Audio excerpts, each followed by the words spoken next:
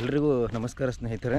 ಇವತ್ತು ನಾನು ಇರೋದು ತುಂಗಭದ್ರಾ ನದಿ ಹರಿಯುವಂಥ ಹೃದಯ ಭಾಗದಲ್ಲಿ, ಅಂದರೆ ಹರಿಹರದ ತುಂಗಭದ್ರಾ ನದಿ ಹರಿಯುವಂಥ ಹೃದಯ ಭಾಗದಲ್ಲಿದ್ದೀನಿ. ಈ ವಿಡಿಯೋ ಮಾಡ್ತಿರೋ ಉದ್ದೇಶ ಏನು ಅಂತಂದರೆ, ಜೀವಜಲ ರಾಶಿಯ ಬಗ್ಗೆ ಒಂದಿಷ್ಟು ಜನರಲ್ಲಿ ಕಾಳಜಿ ಇರಲಿ, ಅದರ ಬಗ್ಗೆ ಅರಿವಿರಲಿ ಅಂಥೇಳಿ. ಗೊತ್ತಿದೆ, ಈ ವರ್ಷ ಕರ್ನಾಟಕದಲ್ಲಿ ಒಂದು ದೊಡ್ಡ ಬರಗಾಲನೆ ಬಂದಿದೆ ಅಂಥೇಳಿ. ಮಧ್ಯ ಕರ್ನಾಟಕದಲ್ಲೂ ಇದೇನು ಸಣ್ಣದ, ತೀವ್ರ ದೊಡ್ಡದಾಗಿಯೇ ಇದೆ. ಎಲ್ರಿಗೂ ಗೊತ್ತು, ಮಧ್ಯ ಕರ್ನಾಟಕದ ಜೀವನದಿ ಅಂದರೆ ಅದು ತುಂಗಭದ್ರಾ ನದಿ. ನಾವು ಈಗ ಆ ಜಾಗದಲ್ಲಿ ಬಂದಿದ್ದೀವಿ ನೋಡಿ. ಪ್ರತಿ ವರ್ಷ ಬೇಸಿಗೆಯಲ್ಲಿ ನೀರು ಕಮ್ಮಿ ಆಗ್ತದೆ, ಇಲ್ಲ ಅಂತಲ್ಲ, ನದಿ ಹರಿಯುವ ಪ್ರಮಾಣ ಕಮ್ಮಿ ಆಗ್ತದೆ. ಆಲ್ಮೋಸ್ಟ್ ನಾನು ಅಬ್ಸರ್ವ್ ಮಾಡಿದ್ದೀನಿ, ಪ್ರತಿ ವರ್ಷ ಒಂದಿಷ್ಟು 3-4 ಅಡಿಗಳಷ್ಟಾದರೂ ಈ ಹೃದಯ ಭಾಗದಲ್ಲಿ, ಇಲ್ಲೇ ನೀವು ಬಿಳಿ ಥರ ನೋಡ್ತಾ ಇದ್ದೀರಲ್ಲ, ಇಲ್ಲಿ 3-4 ಅಡಿಗಳಷ್ಟಾದರೂ ನೀರು ಹರಿತಾ ಇತ್ತು. ಅಂದರೆ ಈ ಬೇಸಿಗೆ ಏಪ್ರಿಲ್ ಮೇ ತಿಂಗಳಲ್ಲಾದರೂ, ಈ ಮಾರ್ಚ್ ತಿಂಗಳಾದರೂ ಹರಿತಾ ಇತ್ತು. ಈ ವರ್ಷ ನಾವು ನೋಡ್ಬೋದು, ಒಂದೇ ಒಂದು ಚೂರು ನೀರು ಹರಿತಾ ಇಲ್ಲ. ಎಷ್ಟೋ ಸಾವಿರ ಮೀನುಗಳು ಸತ್ತು ಹೋಗ್ಬಿಟ್ಟಿದ್ದಾವೆ, ಒಂಚೂರು ಇಲ್ಲೇ ಇಲ್ಲ. ಇಲ್ಲಿ ನಾನು ಹೇಳಿದೆ, ಬೇಸಿಗೆ ಸಮಯದಲ್ಲಿ ಒಂದಿಷ್ಟು 3-4 ಅಡಿಗಳಷ್ಟಾದರೂ ನೀರು ಇಲ್ಲಿ ಹರಿತಾ ಇತ್ತು. ಆ ವರ್ಷವೂ ಕೂಡ ಇಷ್ಟೊಂದು ಪಡಿ ಗೊತ್ತಿರಲಿಲ್ಲ ಅಂಥೇಳಿ. ಎಷ್ಟು ನೀರು ಹರಿತಾ ಇತ್ತು ಅಂತಂದರೆ, ಇಲ್ಲೊಂದಿಷ್ಟು ಹುಲ್ಲು ಬೆಳೆದಿದೆ ನೋಡಿ. ಈ ಹುಲ್ಲು ಮುಕ್ಕಾಲು ಭಾಗ ಮುಳುಗುವಷ್ಟಾದರೂ ನೀರು ಪ್ರತಿ ಬೇಸಿಗೆ ಸಮಯದಲ್ಲಿ ಹರಿತಾ ಇತ್ತು. ಸೊ ಈ ನೀರಿಂದ ಇಲ್ಲಿ ಸುತ್ತಮುತ್ತಲ ಇರುವಂಥ ಹಲವಾರು ಜಾತಿ ಪಕ್ಷಿಗಳಿದ್ದಾವೆ, ಅವಕ್ಕೆ ಒಂದಿಷ್ಟು ನೀರಾದರೂ ಇರ್ತಿತ್ತು. ಅದೇ ರೀತಿಯಾಗಿ ದನ ಕರುಗಳು ಕೂಡ ಇಲ್ಲಿ ಬರ್ತಿದ್ವು, ಅವಕ್ಕೆ ನೀರಿತ್ತು. 2 ತಿಂಗಳಿಂದ ಕೂಡ ಅವಕ್ಕೆ ಒಂದೇ ಒಂದು ಚೂರು ಕೂಡ ನೀರು ಇಲ್ಲವೇ ಇಲ್ಲ. ಈ ತುಂಗಭದ್ರಾ ನದಿ ನಮ್ಮ ಕರ್ನಾಟಕದಲ್ಲಿ ಸುಮಾರು 7-8 ಜಿಲ್ಲೆಗಳಲ್ಲಿ ಹರಿಯುತ್ತೆ. ಇದು ಹುಟ್ಟೋದು ಎಲ್ಲಿಂದ ಅಂತಂದರೆ, ಪಶ್ಚಿಮ ಘಟ್ಟಗಳ ಸಾಲುಗಳಲ್ಲಿ. ಎಲ್ಲಿಂದ ಅಂತಂದರೆ, ಚಿಕ್ಕಮಗಳೂರು ಭಾಗದಿಂದ.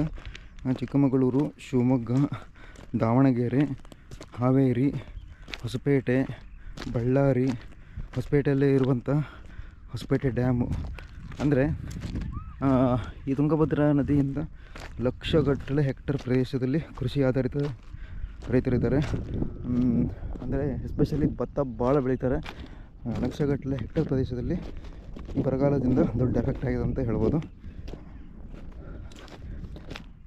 ಆಮೇಲೆ ಈ ಕುಡಿಯುವ ನೀರಿಗೆ ನಾವು ಹೇಳೋದಾದರೆ, ನಮ್ಮ ಕರ್ನಾಟಕದಲ್ಲಿ 6-7 ಕೋಟಿ ಜನರಿದ್ದಾರೆ. ಅದರಲ್ಲಿ 1-2 ಕೋಟಿ ಜನರಿಗೆ ಕುಡಿಯುವ ನೀರಿಗೆ ಈ ತುಂಗಭದ್ರಾ ಪಾತ್ರದ ಜನರಿಗೆ ಹೊಡೆತ ಬಿದ್ದಿದೆ ಅಂತೇಳಿ ಹೇಳ್ಬೋದು.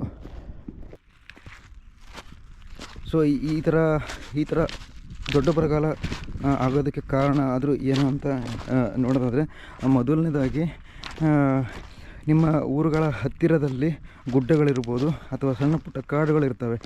ಬಟ್ ಕೆಲವರು ಏನು ಮಾಡ್ತಾರೆ ಅಂತಂದರೆ, ಸರ್ಕಾರ ನಿಯಮವನ್ನು ಉಲ್ಲಂಘನೆ ಮಾಡಿ ಗುಡ್ಡದ ಮಣ್ಣನ್ನು ಸಾಗಿಸೋದು, ಅದೇ ರೀತಿ ಕಾಡುಗಳನ್ನು ನಾಶ ಮಾಡಿ ಎನ್ಕ್ರೋಚ್ಮೆಂಟ್ ಮಾಡೋದು, ಈ ಥರ ಮಾಡ್ತಾ ಇರ್ತಾರೆ. ಸೊ ಅವುಗಳಿಂದ ಏನಾಗ್ತದೆ ಅಂತಂದರೆ, ಮಳೆ ಬರಲ್ಲ. ಮಳೆ ಬರಬೇಕು ಅಂತಂದರೆ ಸಣ್ಣ ಪುಟ್ಟ ಗುಡ್ಡಗಳಾಗಿರ್ಬೋದು, ದೊಡ್ಡ ಗುಡ್ಡಗಳಾಗಿರ್ಬೋದು, ಅವು ಬೇಕೇ ಬೇಕು. ಈ ಗುಡ್ಡಗಳು ಅಥವಾ ಕಾಡುಗಳು ಇಲ್ಲ ಅಂತಂದರೆ ನೀರು ಇರೋದಿಲ್ಲ.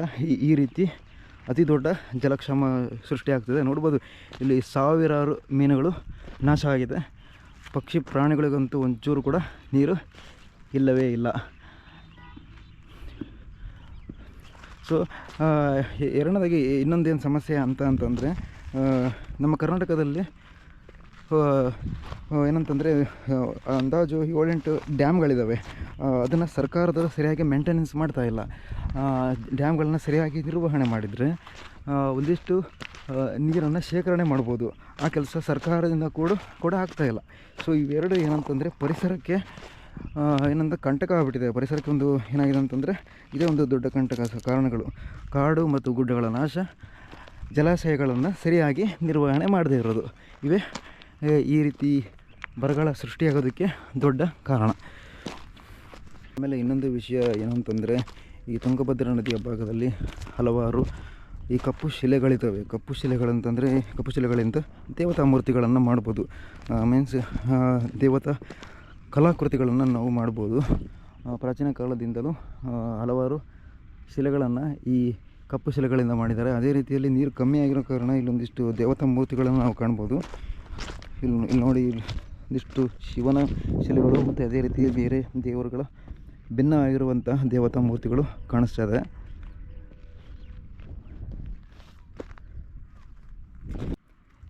ಈ ವಿಡಿಯೋ ಮಾಡುವ ಉದ್ದೇಶ ಏನು ಅಂತಂತಂದರೆ ಪ್ರತಿಯೊಬ್ಬರಿಗೂ ಕುಡಿಯುವ ನೀರಿನ ಬಗ್ಗೆ, ಜೀವಜಲದ ಬಗ್ಗೆ ತುಂಬ ಕಾಳಜಿ ಇರಲಿ. ನಮ್ಮ ಕರ್ನಾಟಕದಲ್ಲಿ ಗುಡ್ಡಗಳ ನಾಶ, ಕಾಡುಗಳ ನಾಶ ಆಗದೇ ಇರಲಿ. ಈ ರೀತಿ ನಾವು ನೋಡಿ ಪರಿಸರ ನಾಶ ಆದರೆ ಈ ತರಹ ದೊಡ್ಡ ಬರಗಾಲಗಳನ್ನು ನಾವು ಫೇಸ್ ಮಾಡಬೇಕಾಗತ್ತೆ. ಅದೇ ರೀತಿಯಲ್ಲಿ ಅಂತರ್ಜಲ, ಜೀವಜಲದಲ್ಲೂ ಕೂಡ ಕಡಿಮೆ ಆಗುವಂತಹ ಪರಿಸ್ಥಿತಿಗಳು ಬರ್ತವೆ. ಸೊ ಏನಂತಂದರೆ ಪಕ್ಷಿಗಳಿಗೆ, ಪ್ರಾಣಿಗಳಿಗೆ ನೀರು ಇರಲಿ, ಪ್ರತಿ ವರ್ಷ ಮಳೆ ಆಗಲಿ. ಸೊ ಈ ವರ್ಷ ಕೂಡ ಆದಷ್ಟು ಬೇಗ ಮಳೆ ಬರಲಿ ಅನ್ನೋದೇ ಆಶಯ. ಮಳೆ ಬಂದ ನಂತರ ಮತ್ತೆ ಈ ತುಂಗಭದ್ರಾ ನದಿಯಲ್ಲಿ ಏರ್ತದೆ. ನದಿ ನೀರಿನಲ್ಲಿ ಏರಿಕೆ ಕಂಡಾಗ ನಾನು ಮತ್ತೆ ವಿಡಿಯೋ ಮಾಡಿ ತೋರಿಸ್ತೀನಿ ಸ್ನೇಹಿತರೆ. ಆವಾಗ ನೀವು ನೋಡ್ತೀರಾ ಎಷ್ಟು ಪ್ರಮಾಣದಲ್ಲಿ ನೀರು ಇಲ್ಲಿ ಬರ್ತದೆ ಅಂತೇಳಿ.